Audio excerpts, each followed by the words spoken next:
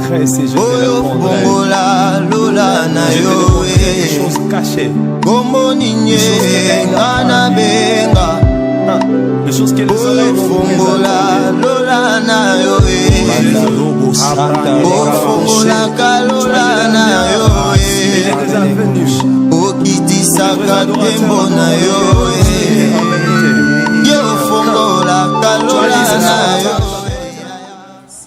Salut peuple de Dieu, bienvenue dans Hours on Fire. Alors, généralement, les hommes aiment cacher les faiblesses et n'aiment pas les montrer aux autres. Et s'ils les font, ce n'est pas toujours par hypocrisie, mais ils se disent que exposer ses faiblesses est un danger. Aujourd'hui, nous recevons encore le frère Israël Luboya et avec lui, nous allons partager le thème « La force cachée dans la faiblesse ». Tu passes par des moments difficiles, tu te poses des questions, tu as besoin de comprendre des choses. Je te rassure qu'aujourd'hui, si tu as la foi, si tu suis très bien ce message, le Seigneur va te visiter. Mais... Alors, restez très bien assis et préparez-vous à écouter ce message.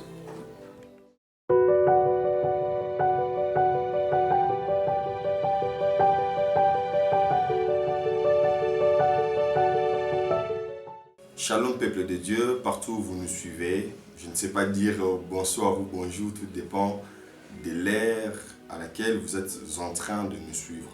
Aujourd'hui, comme cela vous a été parvenu, qu'on va partager sur un sujet délicat qu'on a intitulé « La force cachée dans la faiblesse ». Frères et sœurs, aujourd'hui, ces messages pourraient être des affirmations pour quelques-uns. Ça pourrait être de paroles convaincantes pour quelques-unes et ça pourrait être de prophéties pour plusieurs personnes. Je prie déjà que le Seigneur, l'Esprit des prophètes, règne dans ces lieux afin qu'il y ait des choses que vous n'avez pas constatées aujourd'hui dans votre vie, mais qu'au fur et à mesure que vous serez en train de marcher avec Dieu dans la foi, et ces choses-là seront en train de parvenir dans votre vie. Alors, force cachée dans la faiblesse. On peut se demander, comment est-ce qu'une force peut se cacher dans la faiblesse? Oui, ça doit y avoir une explication dessus. Que tu sois chrétien ou non chrétien, mais j'aimerais d'abord m'adresser aux chrétiens, c'est-à-dire aux personnes qui marchent avec Jésus comme Seigneur et Sauveur de leur vie. Vous savez, quand nous regardons notre vie, on se demande beaucoup de questions. Vous me suivez là où vous êtes. Vous vous demandez tant de questions comme moi aussi. Je me suis demandé l'autre fois, pourquoi cette affaire marche comme ça? Pourquoi ces choses n'avancent pas? Pourquoi ce que j'estime, ce que j'envisage faire dans ma vie, ça n'avance pas? Et tu te trouves dans un état de faiblesse. Tu te trouves dans un état où tu sens comme s'il n'y a pas de l'espoir encore dans ta vie. Laisse-moi vous dire qu'aujourd'hui, Dieu est venu dans votre vie au travers de cet instrument pour s'adresser à vous. Surtout, vous qui avez perdu de personnes importantes, de personnes très capitales pour votre vie, pour votre avenir. Vous vous êtes trouvé dans la faiblesse. Laisse-moi vous informer déjà dans mon introduction qu'il y a une force qui se cache derrière votre faiblesse. Déjà lorsque nous sommes en train de voir ou de lire cette thématique, la force cachée dans la faiblesse, on est en train de voir force et on est en train de voir cachée. Mais on constate que cette force est bien cachée dans la faiblesse. Frères et sœurs, nous avons parcouru un peu la Bible pour voir même lorsque Jésus est venu. Vous êtes sûrs et vous serez convaincus avec moi que quand Jésus-Christ est venu pour la première fois, parce que vous allez se souvenir que lorsqu'il est parti, il est mort et il est ressuscité, il est rentré auprès de son Père. Mais il nous a promis qu'il reviendra. Et lorsqu'il reviendra, c'est pour nous prendre, afin de nous amener là où il se trouve, là où l'endroit est réservé pour nous. Mais déjà, j'aimerais partager avec vous ce que j'ai constaté dans la Bible lorsque Jésus-Christ est venu. Vous allez se souvenir que quand Christ est venu, il n'est pas venu comme le lion, comme il nous a promis, mais il était venu comme un agneau. Il est venu comme un enfant, comme tout enfant. Ne par une femme. Certainement, la naissance de Jésus portait un sens de miracle. Mais il est venu au travers d'une femme. Vous connaissez très bien. Mais lorsque Jésus est venu, il était venu pour une mission. Alors cette mission que Jésus avait, la mission pendant son parcours, il y avait aussi des embûches. Il y avait des personnes qui contredisaient ce qu'il disait. Il y avait des personnes qui doutaient de lui. Il y avait même des personnes qui l'ont surnommé de magicien. De personnes qui utilisaient de fétiches. Pourquoi? Parce que le monde avait vu seulement l'apparition, l'apparence, j'allais dire, de la personne de Jésus. Plus loin, le diable s'est trompé pour influencer le pharisien, le sadducéen, dans le sens de combattre la mission de Jésus. Pourquoi? Parce qu'il s'est comparé à Jésus. Il est comme nous. C'est un homme. Nous aussi, nous sommes des hommes. Si nous devons faire de péché en cachette, lui aussi le fait. Donc, il traitait Jésus parce qu'il le voyait comme ça. Or, Jésus-Christ n'avait pas voulu seulement venir comme un extraterrestre, comme un Dieu qui porte tout ce que nous connaissons de Dieu. Mais il a choisi de venir comme un être humain, afin de vivre avec nous. Il a accepté de porter le corps que les êtres humains, que le pécheur porte. Et il est venu par la femme. Et déjà le fait que Jésus est sorti de la femme, tous les pharisiens, les sadducéens se disent c'est un homme faible. C'est comme ça que, je disais tantôt, le diable s'est trompé pour influencer l'esprit des gens, d'interdire Jésus de prêcher la vérité. Vous allez se souvenir dans la Bible, un jour, ils ont pu même jeter des pierres vis-à-vis de la personne de Jésus. Et jusqu'à telle enseigne qu'ils ont pu tuer Jésus. Tout ça, Jésus est resté calme. Il ne dit rien du tout. C'est une faiblesse qui était apparue. Mais la force n'était plus encore apparue. Parce que je me souviens, même lorsque on le clouait, même lorsque on lui tapait de fouet, on lui chicotait, il pleurnichait. Tu peux sentir les douleurs d'un homme. Mais derrière cette douleur d'un homme, il y avait une force qui se cachait. Bien aimé, laisse-moi ouvrir une parenthèse. Vous voyez derrière votre problème, vous voyez derrière vos défis, il y a une force qui existe à l'intérieur. Et vous êtes en train déjà de se demander, mais papa Israël, comment je peux réaliser que j'ai la force en moi, alors que c'est la faiblesse qui est à l'évidence de tous? C'est de même manière, à cause de la faiblesse que Jésus avait exhibée, on l'a pris, on l'a manipulé, jusqu'à ce qu'on l'a tapé, on l'a tué.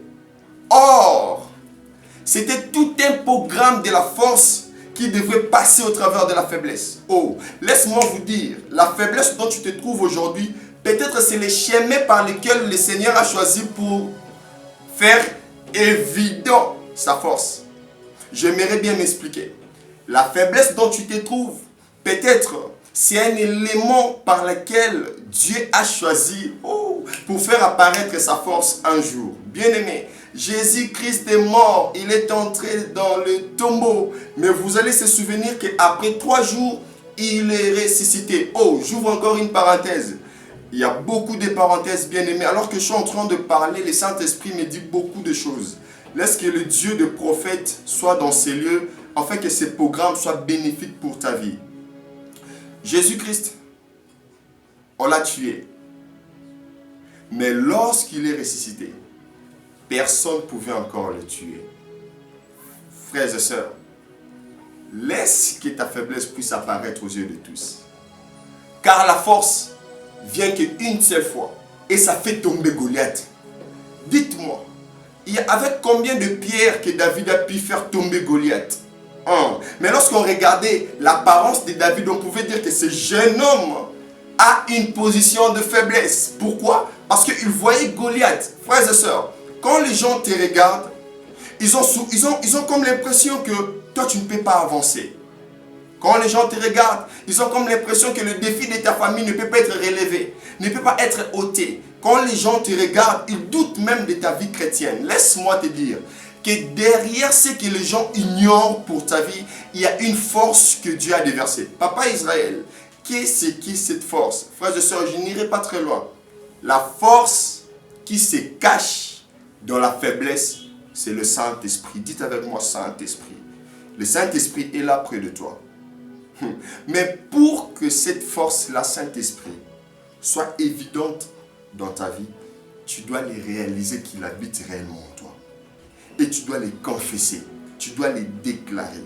Car la Bible dit, ne vous savez pas donc que vos corps est le temple. Oh my God, nos corps sont le temple du Saint-Esprit. Frères et sœurs, lorsque le Saint-Esprit est venu, c'est parce que il avait trouvé qu'il y a un besoin.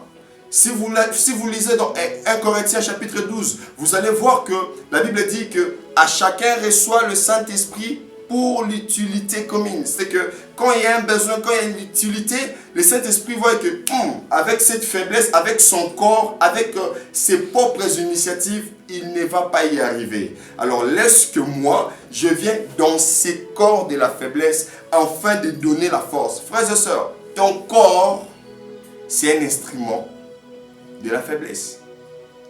Ce que nous voyons, ce qu'on peut voir de toi, c'est un instrument de la faiblesse. Tu vas seulement faire apparaître la faiblesse.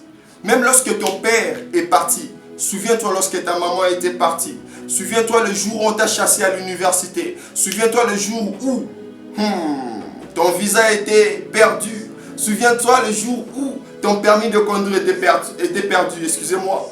Tu étais dans un état de faiblesse. Or, résidait en toi le Saint-Esprit qui rend ta faiblesse la force. C'est comme ça que cela m'est venu dans l'esprit de partager avec vous la force cachée dans la faiblesse. Christ, la résurrection s'est cachée en lui. La résurrection s'est cachée en lui. Allez-y regarder Moïse. Moïse, il était bègue. Vous allez se souvenir, lorsqu'il a rencontré Jésus, il a rencontré Dieu.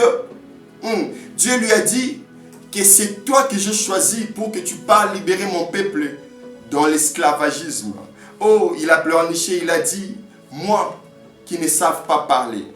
Dieu utilise toujours nos faiblesses pour faire passer son message. My God. Le Seigneur peut utiliser la pauvreté de votre famille pour faire passer sa gloire. Le Seigneur peut utiliser de pertes de choses que tu as perdues pour faire... Oh, le Seigneur peut utiliser le coronavirus, my God. Ces temps, c'est compliqué. Vous allez imaginer que ces temps, c'est un temps compliqué. Mais derrière ces temps, il y a une très forte atmosphère de la crainte de Dieu qui s'ajoute dans le cœur des gens. Derrière ces temps, il y a une très forte gloire de Dieu qui circule même dans des églises. Derrière ces temps, nous pouvons considérer ce temps, c'est un temps de faiblesse. Nous pouvons considérer que lorsque Bartimée se trouvait encore en route, avec qui il était dans un état de faiblesse. Mais il y avait une seule force qui était restée à Bartimée, c'était la voix.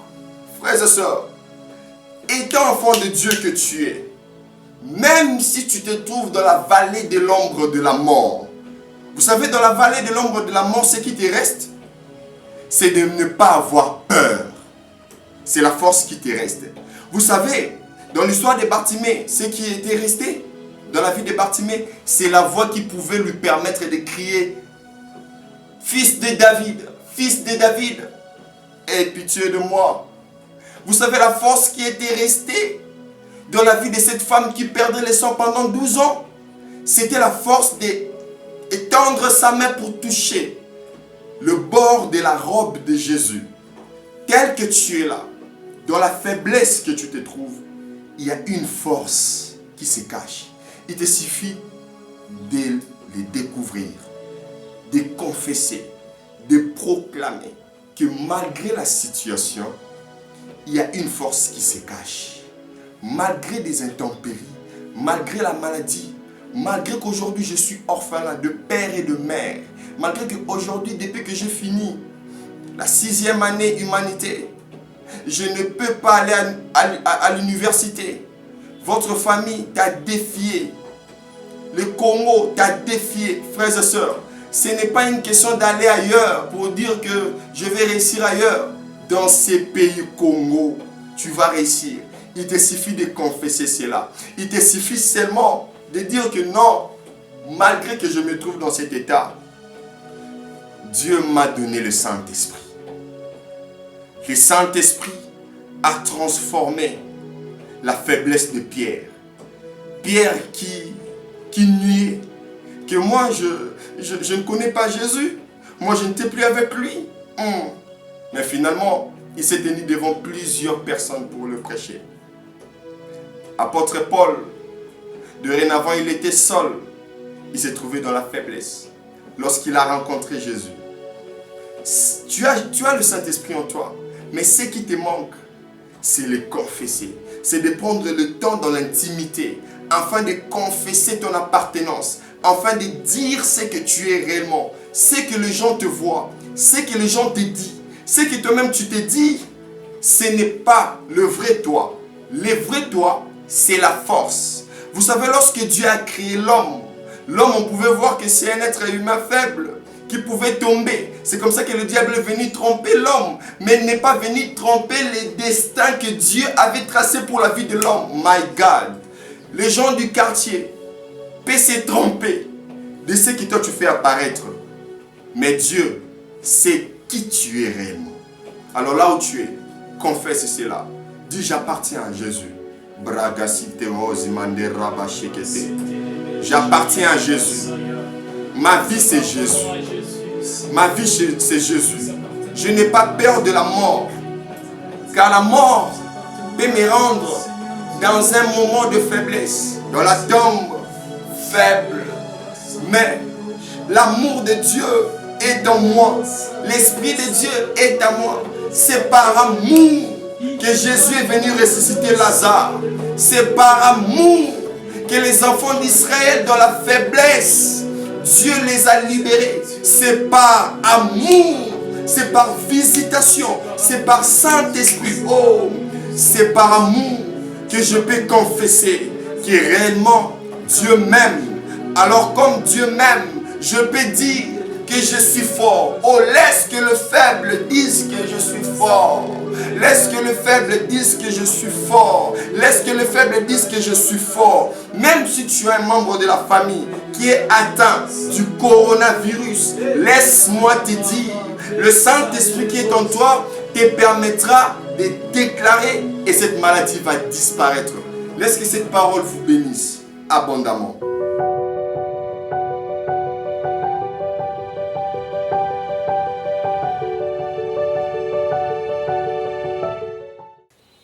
Gloire au Seigneur, vous étiez tellement nombreux devant vos écrans à suivre ces merveilleux messages. J'espère que vos vies ont été changées, j'espère que tu as été béni, toi qui as écouté ce message jusqu'à la fin. Pour aujourd'hui c'est fini, mais je vous donne rendez-vous déjà le dimanche prochain. Tu as été béni, tu as été touché, partage ces messages à ta famille, à tes amis, à tous ceux à qui tu as pensé pendant que tu écoutais ces messages. Alors, n'oubliez pas d'activer les notifications et de partager aussi le lien de la chaîne afin de faire profiter ces merveilleux instants aussi à d'autres personnes. Au revoir et à la prochaine. Je t'adore, ton nom s'élève en majesté de mes lèvres, je célèbre ta victoire.